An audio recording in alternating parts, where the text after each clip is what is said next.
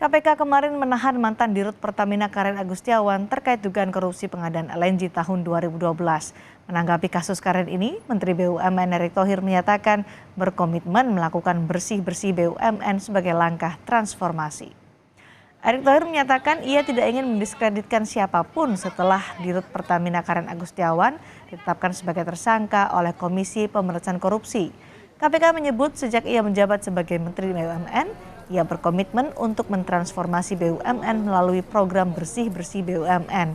Erick juga menjamin selama ia menjadi Menteri BUMN akan terus menjaga struktur sistem transparansi BUMN.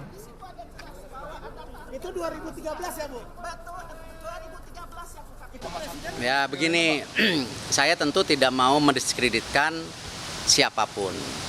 Tetapi sejak awal saya bilang bahwa ketika saya dipercaya, diberi amanah oleh Bapak Presiden sebagai pembantu beliau untuk mentransformasi BUMN, sejak awal saya bilang harus ada program bersih-bersih BUMN.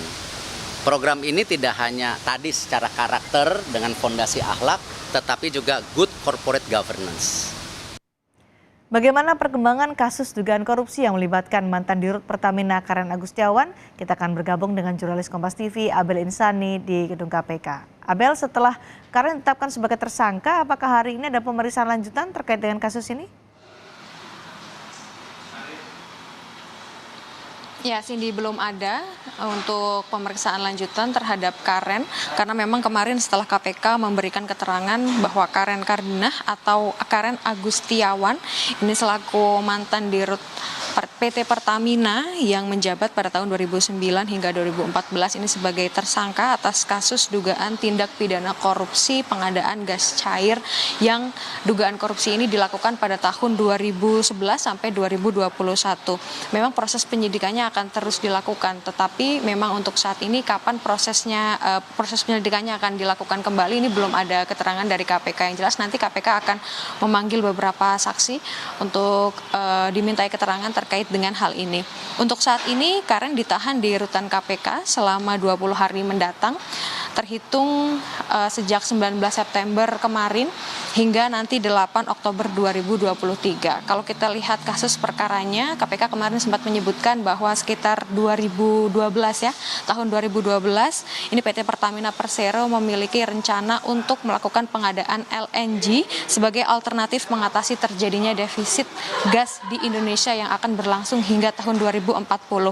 Tetapi pada saat itu Karen sebagai Dirut Pertamina ini mengeluarkan kebijakan menjalin kerjasama dengan beberapa produsen dan supplier LNG dari luar negeri, dan pada saat itu Karen mengambil kebijakan secara sepihak tanpa kajian dan juga analisis mendasar hingga tidak melaporkan pada Dewan Komisaris PT Pertamina Persero. Nah, selain itu pelaporan untuk menjadi bahasan di lingkup rapat umum pemegang saham dalam hal ini adalah pemerintah juga tidak dilakukan, sehingga bisa dibilang bahwa yang dilakukan Karen ini tanpa seizin atau tidak direstui oleh pemerintah pada saat itu.